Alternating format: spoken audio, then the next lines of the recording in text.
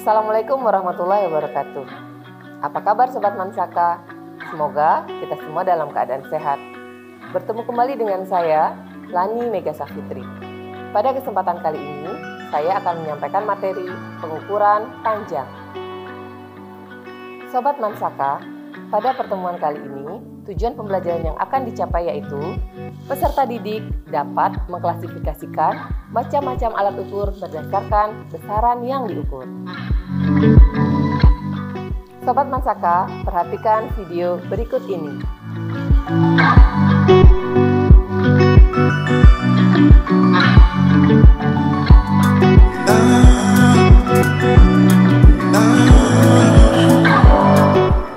Tentu kalian pernah pergi ke tukang jahit, bukan?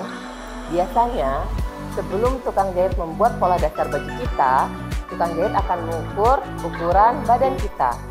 Misalnya, panjang baju, lingkar badan, panjang lengan, ataupun yang lainnya. Apakah kalian tahu alat apa sih yang digunakan untuk mengukur? Dan besaran apa yang diukur oleh penjahit tersebut? Penasaran dengan materi ini kan? Yuk simak terus videonya. Sobat Mansaka, alat yang digunakan penjahit untuk mengukur tubuh kita adalah meteran, dan besaran yang diukur adalah panjang. Penjahit melakukan pengukuran agar baju yang kita buat nantinya akan pas dengan tubuh kita. Ketika melakukan pengukuran, penjahit mendapatkan nilai, dan nilai inilah yang akan dibandingkan dengan alat ukur. Jadi, pengukuran adalah kegiatan membandingkan nilai besaran pada benda dengan nilai besaran pada alat ukur.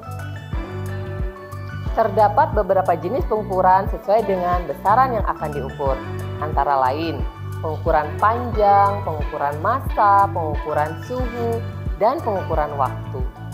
Pada video kali ini, saya hanya akan membahas satu jenis pengukuran saja, yaitu pengukuran panjang. Dalam fisika, panjang menunjukkan jarak antara dua titik. Panjang dapat diukur dengan mistar, jangka sorong, dan mikrometer sekrup. Mari kita bahas satu persatu. Mistar atau sering disebut dengan penggaris merupakan alat ukur panjang yang paling sering dijumpai di sekolah.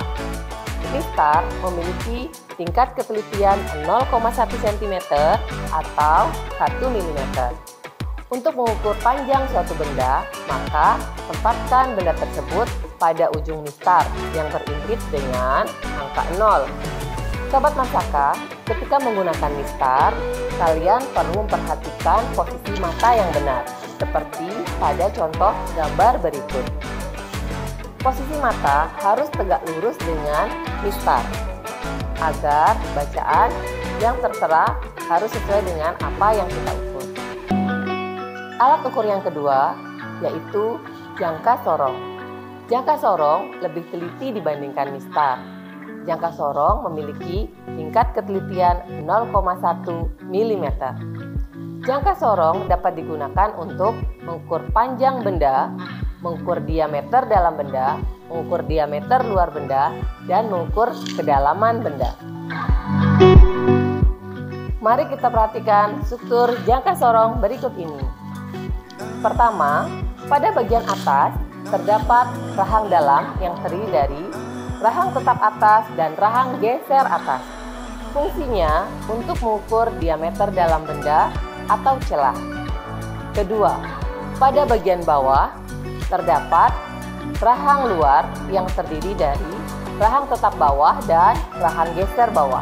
Fungsinya untuk mengukur bagian luar benda seperti diameter, lebar, dan panjang benda. Ketiga, pengukuran kedalaman berfungsi untuk mengukur kedalaman lubang suatu benda. Keempat, pengunci berfungsi untuk menahan rahang pada tempatnya sehingga objek tidak bergeser dari tempatnya. Skala pada jangka sorong ada dua, yaitu skala utama dan skala nonius. Skala utama menunjukkan hasil pengukuran utama, sedangkan skala nonius berfungsi untuk menambahkan tingkat akurasi pada pengukuran jangka sorong. Alat ukur panjang berikutnya yaitu mikrometer sekrup. Mikrometer sekrup lebih teliti dibandingkan jangka sorong.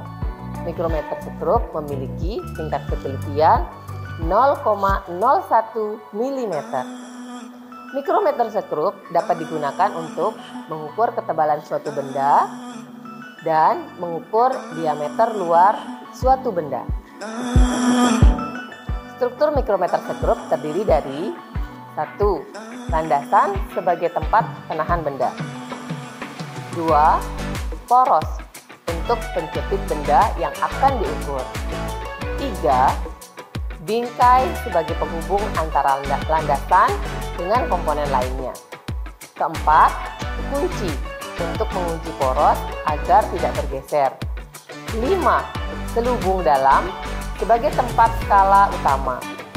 Yang keenam, selubung luar sebagai tempat skala nonius yang dapat berputar dan bergeser.